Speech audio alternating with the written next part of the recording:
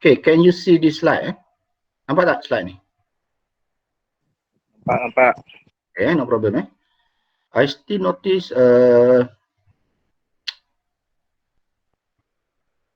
our international student. So where is Abdul Wahab? Tak ada.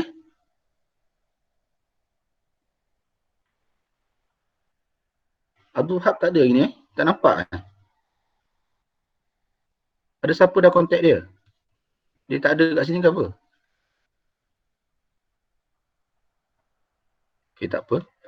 Membenarkan dia tak ada. Kita akan continue dalam bahasa Melayu kot, campur-campur. Okay, the last presentation on chapter 5 for software in transportation. So I stop at this slide, GIS, which is a Geographic Information System in transportation. So the outline will be so introduction, objective, need for data and system integrations, advantages in data integrations, role of GIS in transport, GIS model in transport use, GIST, short form for GIS transport, GIS in transportation, data representation, analysis, modeling, applications, a study case, challenge, and the last is conclusion.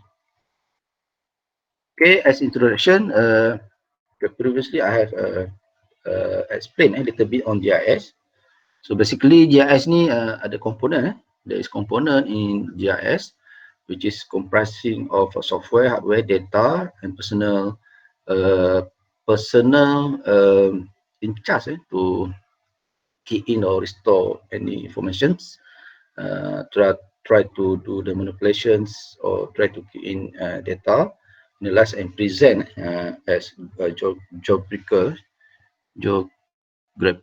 reference information.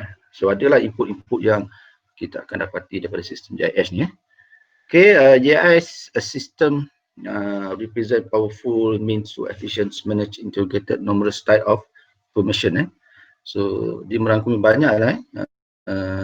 Kalau kita ni spesifik untuk planning, operations, analysis, special tools, reference for transportation system and facilities.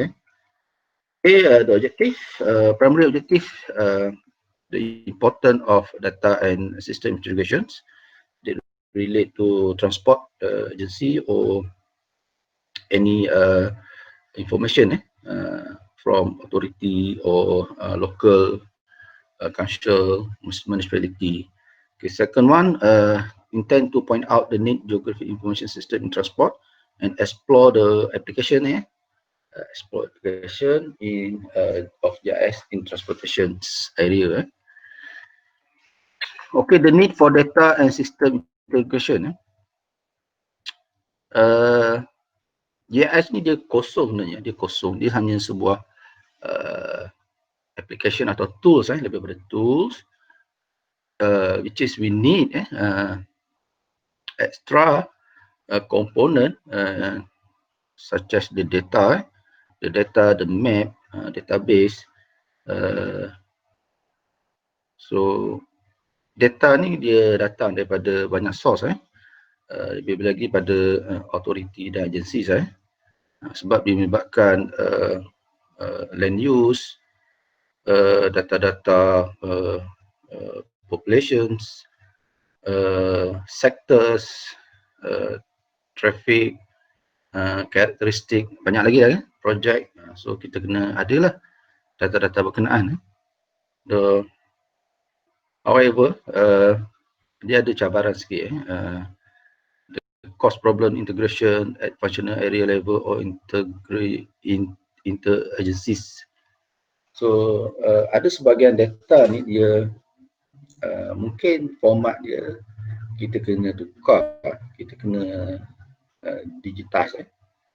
Maksudnya data tu kadang-kadang dia manual tapi sekarang ni banyakkan data dah digital mungkin kawasan-kawasan tertentu dia tak update sebagainya, ataupun belum ada lagi kemaskini data. Mungkin data tu kita kena improvise ataupun change format. Okay, ini sebahagian daripada integration data dan layer dalam GIS. Sebab GIS ni dia ada banyak layer source.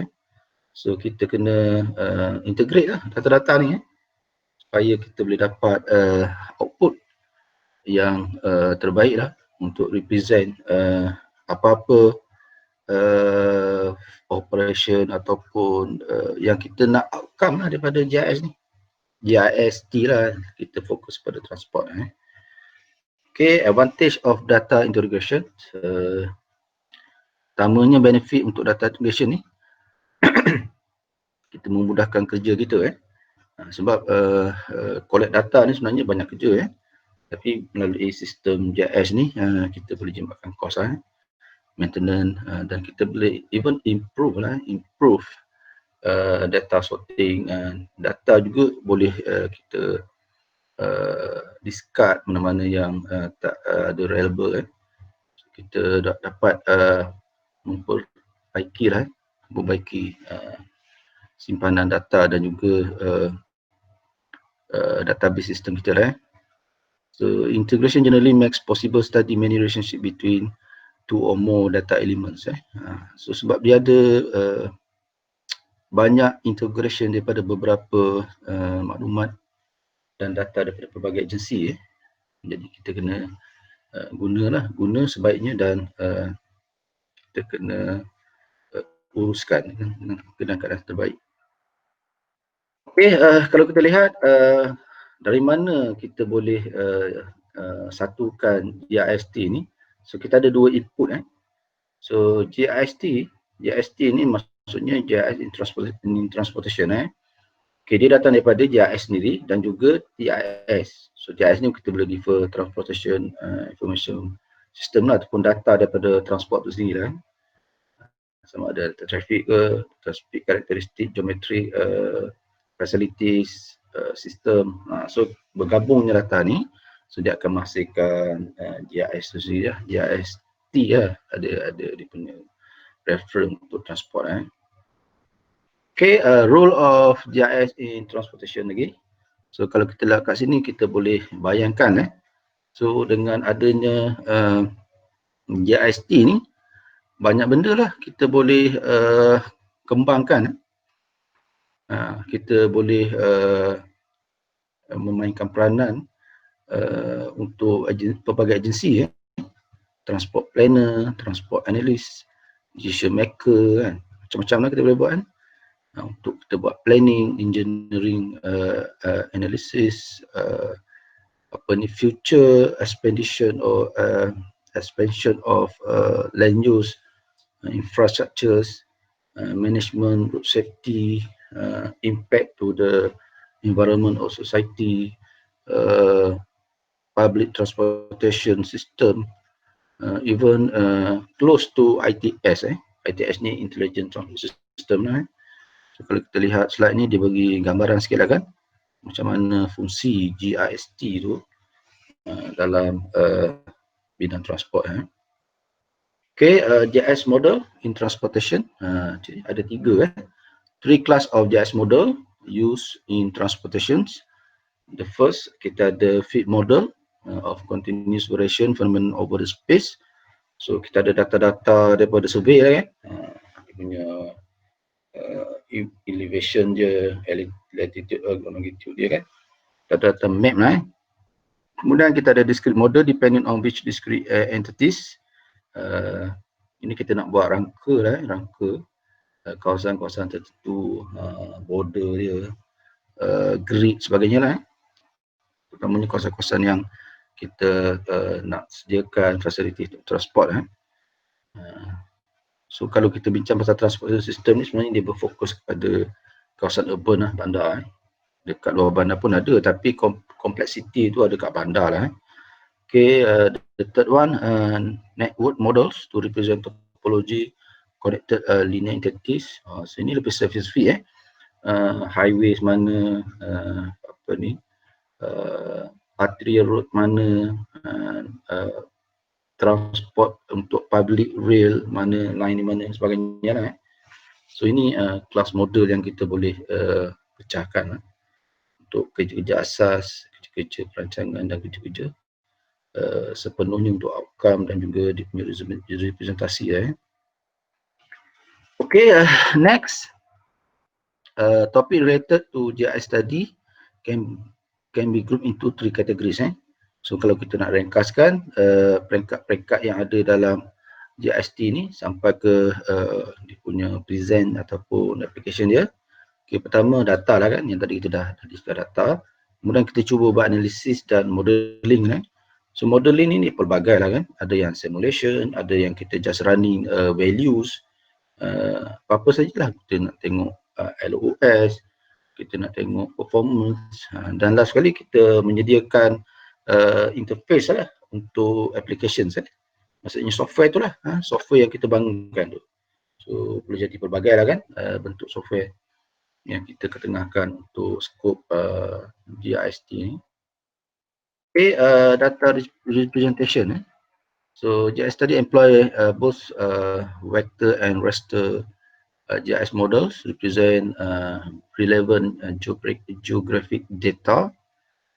So adalah kan data-data yang kita akan kemaskinikan ataupun kita cuba sesuaikan, kita cuba jadikan format dia lebih mesra kepada modeling kita nantilah. Okay, data-data ni memang kita tak boleh reka. So kita kena bekerjasama dengan pihak-pihak tertentu daripada surveyor team ke, daripada transport agency, local council, government sector. Okay, ni boleh baca nanti. Okay, analysis and modeling. Like many other fields, transportation have developed own unique analysis method and models. Includes kita ada kaedah-kaedah untuk kita tentukan sebenarnya banyak kita punya pecahan. So yang ni dia ambil sebahagian untuk lebih kita tahulah skop dia. So kita ada shorter pass, routing algorithm. Yang ni kalau kita pergi ke modeling lebih kepada trip assignment. Okay, special interaction model, ni kawasan-kawasan yang kita nak guna pengangkutan yang pelbagai. Jadi kita tahu land use macam mana, network flow problems. Jadi ini kita boleh buat simulasi dan juga analisis macam mana kalau kita integratekan sistem transport ni facilities, location problems, travel demand models. Yang ni agak besar juga skop ni sebab kalau travel demand model ni kita start dengan trip generations, trip distributions, model split, and last sekali trip assignment. Land use, transportation interaction models. Okay, kalau kita lihat pecahan skop GIS banyaklah kalau kita nak apply atas pelbagai capacity dan juga target users.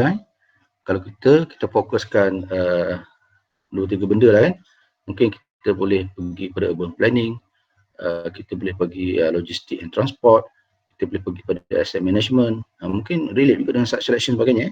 Tapi tak semua ni kita boleh masuk lah, tapi boleh je kan, sebab dia masih lagi relate dengan transportation, marketing, consumer profiling. Tapi mungkin ni skopnya untuk bidang-bidang manajemen yang lebih besar. Tapi kalau kita ni sebagai transport planner, transport engineer ni, mungkin kita lebih nak tengok untuk transportation and logistik, urban planning, asset management yang betul-betul yang kita boleh praktis. Okay, GIS application. Okay, GIST application covers of a broad scope of transport. So yang tadi itulah yang kita tengok. Tapi kalau kita spesifik lagi, kita melibatkan infrastructure planning, facilities, kemudian design and management, transportation safety analysis, travel demand analysis or model, traffic monitoring control, public transport or public transit Planning and Operations, EIA atau TIA pun ada. Dia sedikit berbeza lah. EIA ni lebih aspek kepada environmental issue, kalau TIA lebih kepada Traffic Impact Assessment. Dia berkait jugalah hazard mitigations and of course this one kita quite common lah, ITS ni, Intelligent Transport System. Okay, dalam transport facilities, kita bukan saja fokus kepada land transport yang duk kata highway, kata expressway kan, arterial roads, local road, tapi melibatkan juga beberapa infra yang lain seperti railway, bridges, tunnel, even water transport, seaport, pelabuhan-pelabuhan kan. So ini pun melibatkan transport service dan transport facilities. So jangan kita scoop transport ni untuk expressway saja ke atau road network saja. Transport ni dia pelbagai lah. Cuma untuk traffic engineering ni kita lebih kepada land transport lah.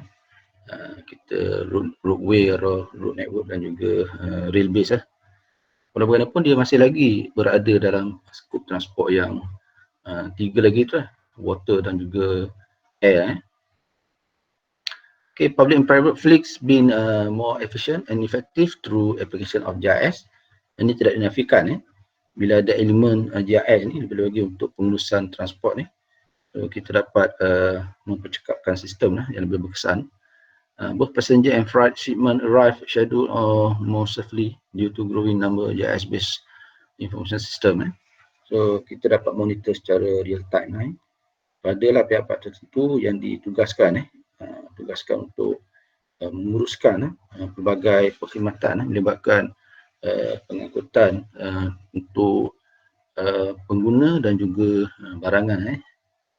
Okay, application GST highly appreciated in major field like aviations, tadilah yang udara, penerbangan, fleet management, logistik. Ini perkhidmatan untuk pengangkutan, segi-segi pengangkutan, bawa barang, freight, kontainer ke, trailer ke sebagainya lah, logistik lah, kenderaan berat lah. Okay, highway and streets, ini memang yang kita dah dalam skop kita, pengurusan dan juga design operation untuk jalan raya dan juga jalan-jalan di bandar. Mass transit, ini untuk public transport lah. Cuma bila sebut mass transit ni dia lebih besar skop dia. Dia bukan sekadar LRT sebagainya, tapi banyak lah, termasuk subway, termasuk mass rapid transit lah, LRT, apa lagi kita ada, komuter, pelbagai lah. Mungkin bus rapid transit pun masuk jugalah sebagai mass transit. Walaupun bus tu satu skop kan, tapi kalau kita dah guna bus rapid transit dia jadi besar. Dan juga last sekali railways. Okay, ini sebahagian gambaran kalau kita lihat application untuk GIST. So skop dia besar. Kita lihat tengok daripada jalan raya, pelabuhan, communications, pengangkutan di bandar, fleet management untuk barangan dan perkhidmatan, traffic control, safety, pelbagai lain. So ini semua kita boleh skopkan di bawah GIS application. So kalau benda ni tidak diuruskan menggunakan kita kata pendigitalan, digitalization, mungkin cabaran dia lebih lagi. Bukan mudah untuk koordinate banyak sistem, tapi dengan adanya GIST ni, benda ni lebih mudah lah kan. So banyak benda lah kita boleh lihat dan juga cover lah. Okay, kalau kita lihat bidang-bidang yang kita list tadi, aviation kan. So dalam aviation ni ada lagi lah, banyak benda lagi kita boleh narrow down. Management facilities, both side, air side and land side, facilitate environment compliance, macam-macam lah. Construction, maintenance, improve to parking operation, tracking the flight, route, schedule macam-macam. So ini antara kelebihan yang kita boleh gunakan JST ni. Kalau kita lihat dalam fleet management and logistics ini untuk agensi menyediakan perkhidmatan transport barangan dan juga logistik. Kita boleh lihat bagaimana mereka mengoperasikan pelbagai unit ataupun subdivision untuk proses atau delivery barang dan perkhidmatan. Okay. So ini semua ada dia punya sektor-sektor yang subdivision. Dia ada lagi peringkat planning, peringkat untuk analisis, inventory, kemudian nak tengok dia punya operational performance, kemudian nak buat maintenance, banyaklah. Okay, highway and streets, ini memanglah dekat dengan kita dah belajar traffic sebagainya ni. So kita boleh fokus kepada infrastruktur, facilities, kawasan mana yang kita nak monitor ataupun nak bangunkan rangkaian jalan dan buraya, dan juga dia punya kesan aktiviti transport sendiri pada pembangunan setempat ataupun land use development. So banyak benda lah yang kita boleh manfaatkan. Okay, mass transit ini melibatkan mobility, utamanya warga kota warga kota. Tak boleh tidak kalau di bandar kita tak boleh sediakan public transport ni, maka dia menjadi satu isu yang besar kan. Sebab private vehicle ni bukan tak boleh, tapi kalau kita tak kawal dia punya ridership or ownership, mungkin kesesakan luar biasa ataupun body suffer hari-hari menghadap traffic congestion.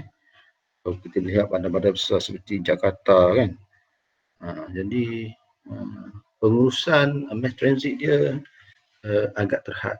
Jadi itu cabaran. Ya, of course kita kena proper planning kan, untuk up to date ataupun provide service untuk public transport.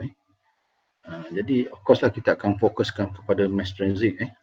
Sebab kalau tengok Malaysia ni telah mengurat langkah agak ke depan. Pada awalnya mungkin kita hanya memperkenalkan komuter, and then kita upgrade kepada LRT, kemudian kita adalah dia punya sistem-sistem yang add-on selepas tu kan. Kita boleh monorail, express lane rail, ERL kan, express railing. Kemudian yang terkini kita ada MRT.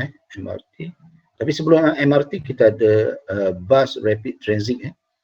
Kemudian kita kembangkan lagi dengan adanya MRT kan. Itu yang lebih kita kata canggih dan juga kapasitinya agak besar dan memang memberi manfaat yang lebih banyak kepada warga kota untuk bergerak untuk mobility. Okay, kalau kita lihat mass rapid transit ni, kita boleh buat pelbagai perkara. Maksudnya ada satu dia punya interface untuk nama city works, apa benda lah, ArchMap. Okay, dia punya application ataupun software menggunakan ArchMap. So dia buat dia punya route sebagainya, kemudian dia aturkanlah bagaimana dia punya lokasi data-data tertentu kan, dia nak monitor. So banyak benda lah dia uruskan kat sini. So start pada route planning, analysis, bus dispatch, emergency response, automatic vehicle location tracking, bus stop, safety inventories, facility management, kalau ada accident dia report, analysis, kemudian reusers, kalau nak replanning untuk route, ridership analysis and transport planning modeling. So ini sebahagian apa yang kita lihat manfaat menggunakan JST. So nak tengok ada lagi yang masuk terkini ke? Setakat ni okey lah, ada lebih kurang 28 pelajar. Okay, kita sambung.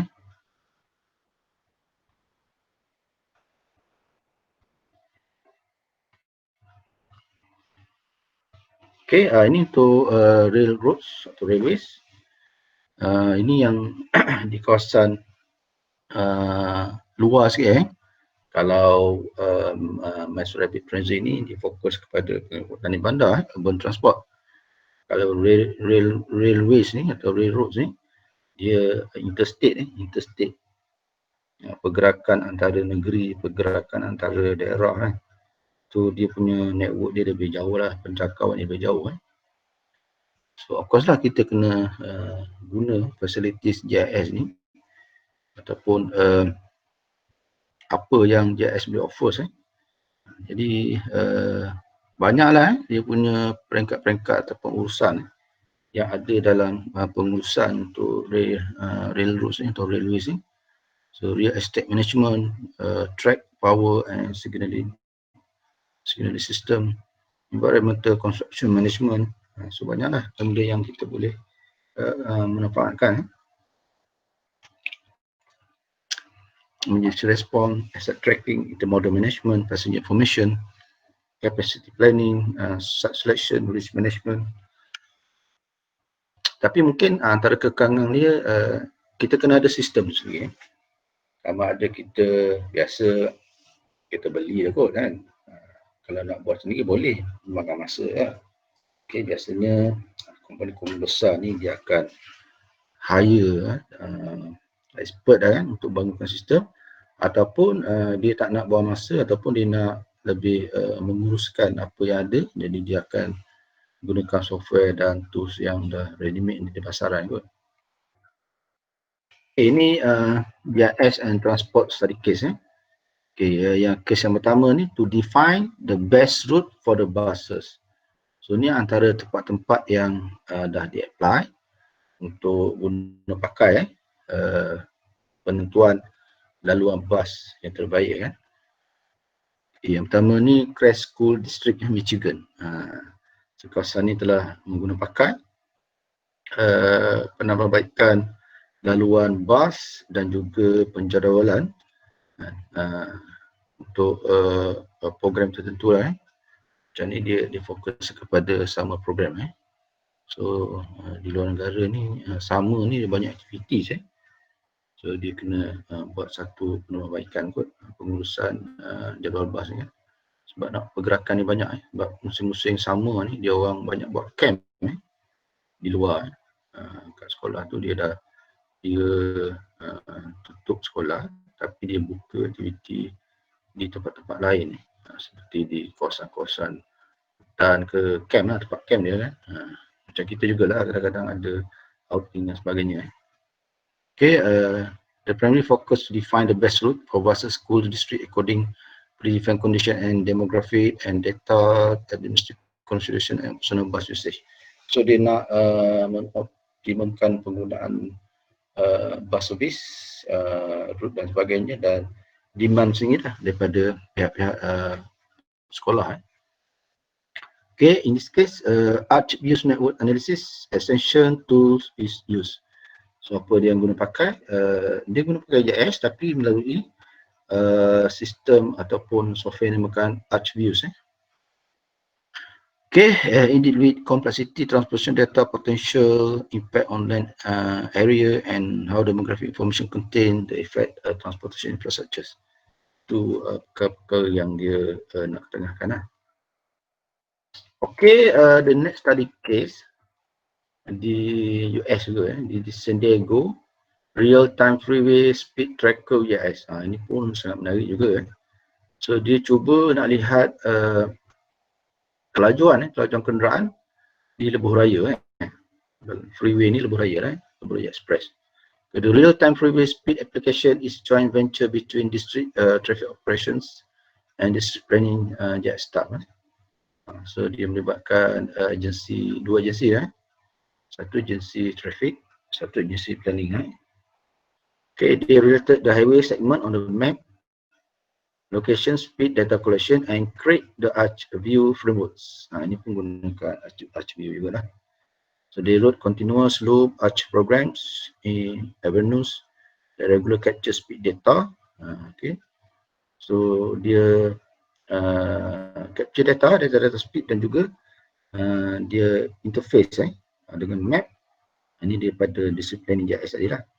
So kemudian dia akan tunjukkan mapping tu dalam bentuk color dan real time. Mungkin dia adalah dia punya indikator dia kan. Kalau overspeed mungkin color merah ke, kalau moderate speed kuning ke, kalau operating speed yang safe travel speed hijau ke.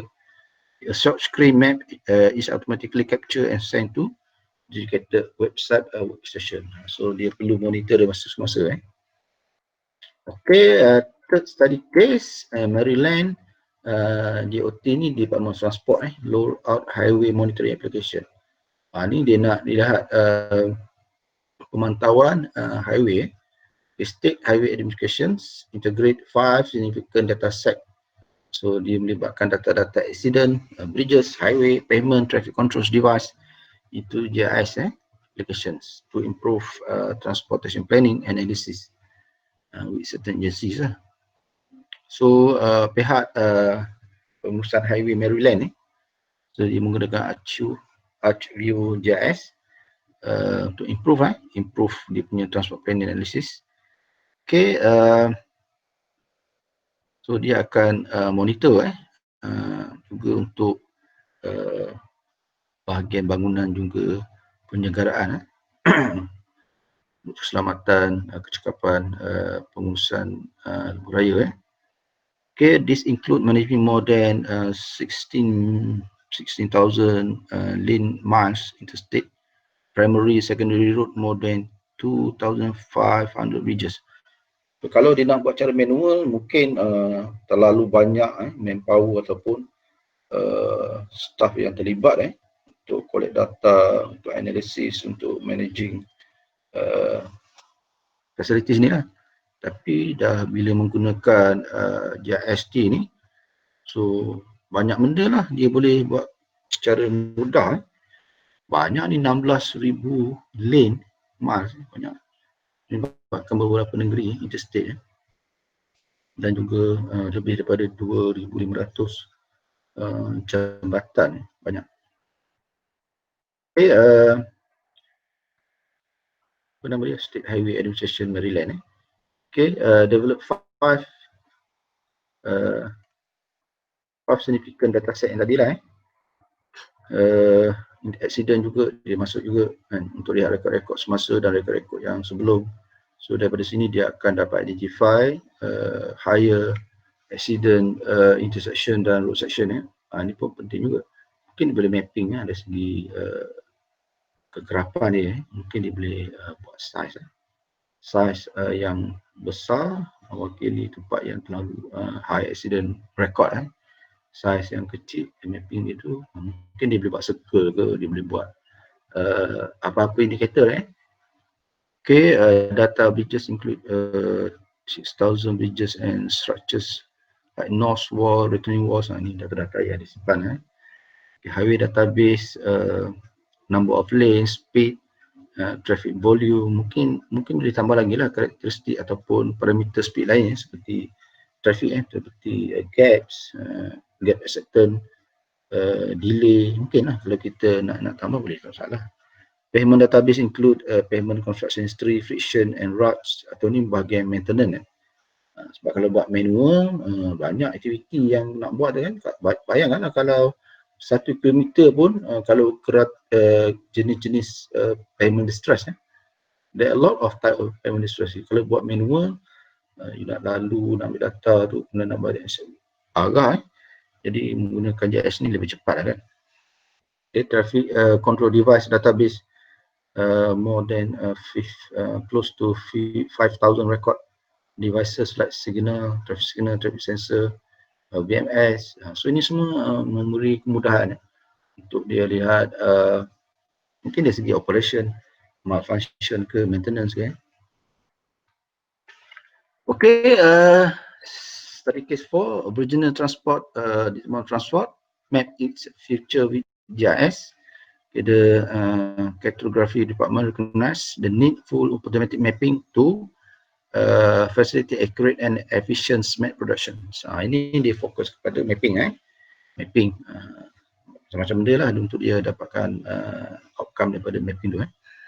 They also recognize in for opportunity entire agency to establish BIS levels, road network for those road include V, ni ni adalah maintenance system adding to fulfilling mapping net. Sama tadi lah, sama juga macam yang tadi tu dah, yang Maryland tadi kot. Tapi ni dia buat skop yang besar kot sebab dia dah mapping mungkin kawasan lebih besar. Okay, ni continue. Nanti ni boleh baca kot, sama lah. Yang ni lebih kurang sama yang kat Maryland tadi lah.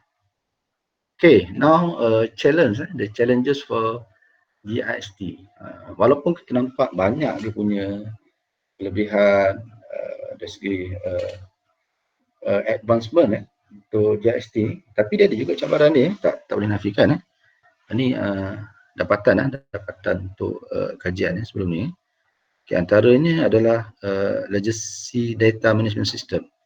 Ini saya kata tadi, kita ada pelbagai authority atau agensi, jadi tak mudah untuk kita dapat data. Data tu kita kena minta atau kita kena cari ataupun kita kena request.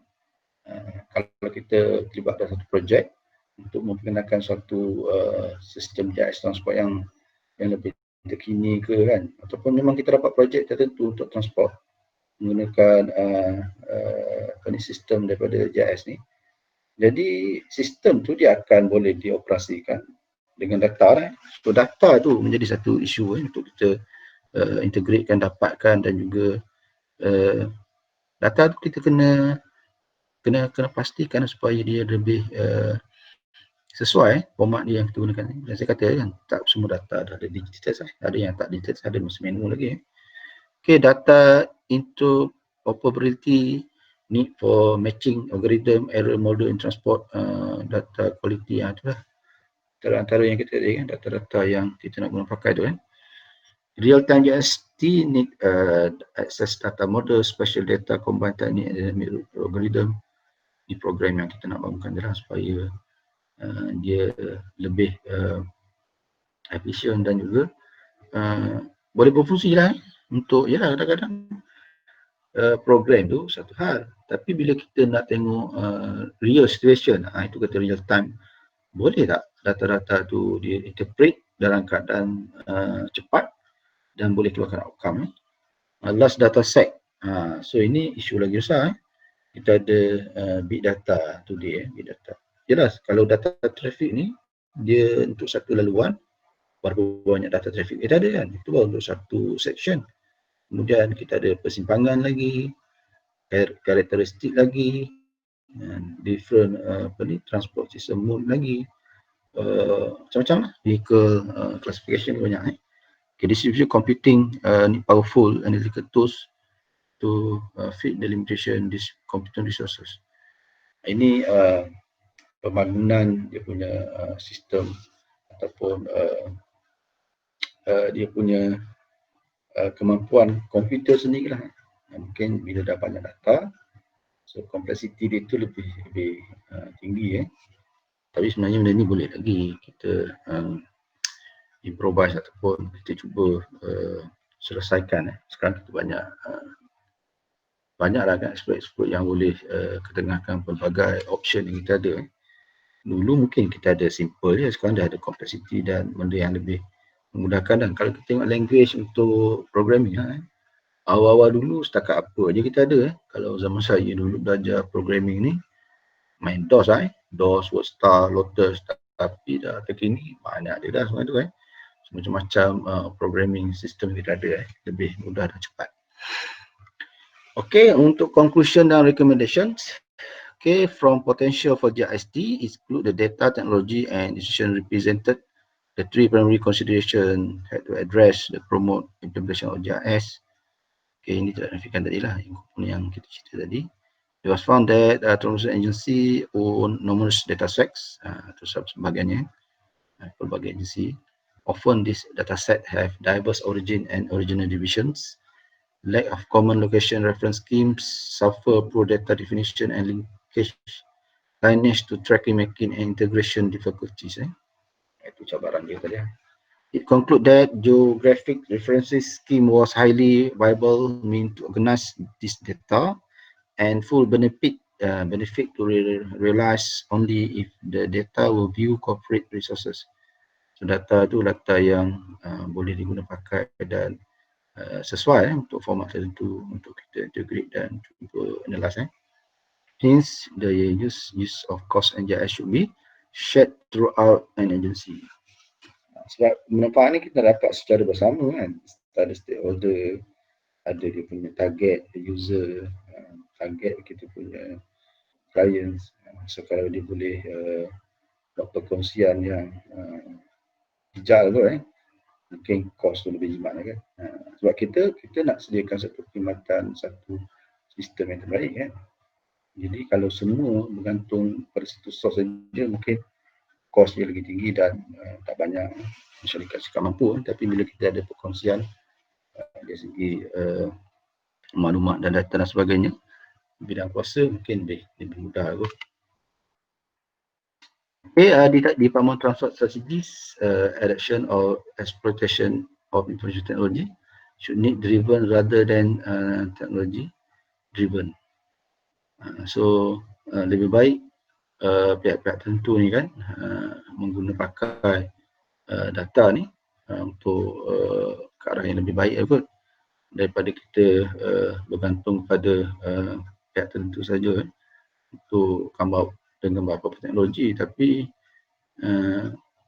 perkongsian ataupun penggunaan itu sendiri untuk matlamat apa sebenarnya. Okay, Department of Transport JS Plan should address staffing and training issues. Sebab tak mudah untuk kita handle sistem ni.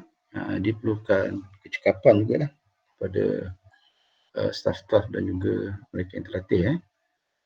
Sebab benda ni melibatkan teknologi dan juga tools.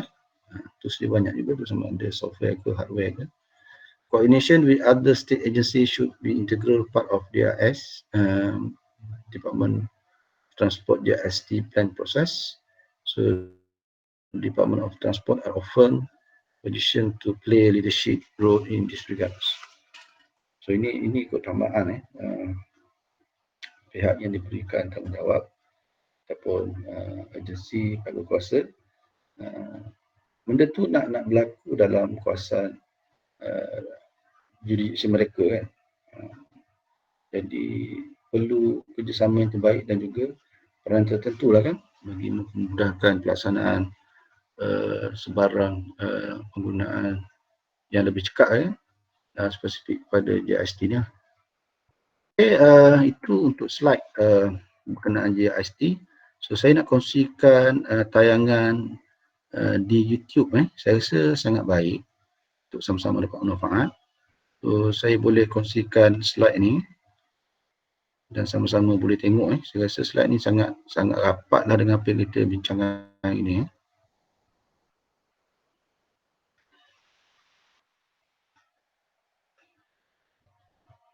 What if type questions regarding changes to the transportation networks, land use, and the population. Cape Voyager allows you to build regional models to understand.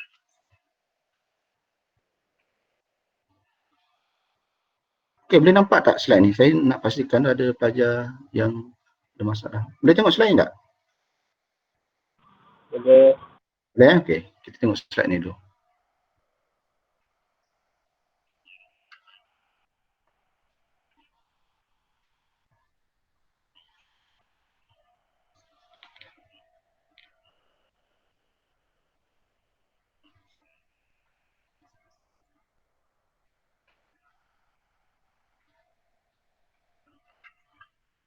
Build. What will happen to the traffic in the area?